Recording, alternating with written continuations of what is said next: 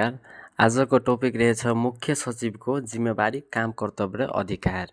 तपाईहरुले यो टपिकलाई यसरी लेख्न सक्नुहुन्छ। यो नायब सुब्बा खरिदारमा सोध्ने प्रश्न हो अनि सोधिसकेको प्रश्न हो। यो 5 मार्क्समा सोधिन्छ। त्यसैले तपाईहरुले यो एकदमै महत्त्वपूर्ण क्वेशन हो। तपाईले यो क्वेशनलाई यसरी लेख्न सक्नुहुन्छ। मैले आफ्नै नोटबाट यसरी ढाँचामा मिलाएर लेख्न सक्छु। मुख्य सचिवको जिम्मेवारी, काम, कर्तव्य र अधिकार। हेर्नु त साथीहरु, यसमा के लेखेको छ 1 नम्बर बुदामा प्रधानमन्त्री तथा मन्त्री परिषदको कार्यालयको प्रशासकीय प्रमुखका रूपमा कार्य सम्पादन गर्ने। प्रधानमन्त्री तथा मन्त्री परिषदको कार्यालयको मतलब प्रधानमन्त्री तथा मन्त्री परिषदको कार्यालय भनेको सिंहदरबार, अर्थ मन्त्रालय, वाणिज्य मन्त्रालय, जति पनि मन्त्रालयहरू छन् त्यो जुनसुकै मन्त्रालयको प्रमुख प्रशासकीयको रूपमा कार्य सम्पादन गर्ने। अहिलेको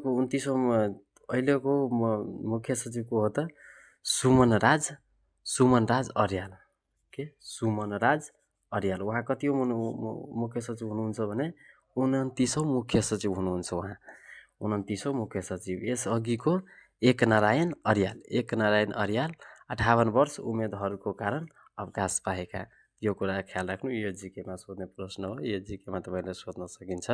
र अलरेडी हामीले यो मुख्य सचिवको काम पढिरहेको छौँ। सो यो थाहा राख्ने कुरा हो। त त्यस्तै अर्को दोस्रो बुदा के रे साथीहरु, नेपाल सरकारका सचिव तथा वरिष्ठ श्रेणीका अधिकृतको कार्य सम्पादनको सुपरिवेक्षण गरी आवश्यक निर्देशन दिनु। वरिष्ठ सचिव त्यस्तै वरिष्ठ श्रेणीका अधिकृतहरूको कार्य सम्पादनको के कस्तो भइरहेछ त्यसको हेरचाह, कार्य अनुगमन, मूल्याङ्कन गरी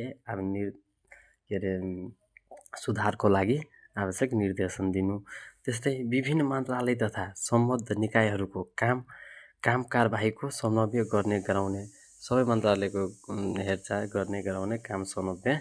त्यस्तै मन्त्री परिषदका सचिवका रूपमा काम गर्ने मन्त्री परिषदको निर्णय प्रमाणित गर्ने। त्यस्तै मन्त्री परिषदको निर्णय कार्य सम्पादन गर्न सम्बन्धित मन्त्रालयहरूलाई परिचालन गर्ने गराउने। समय समयमा सचिव बैठकको आयोजना गर्ने।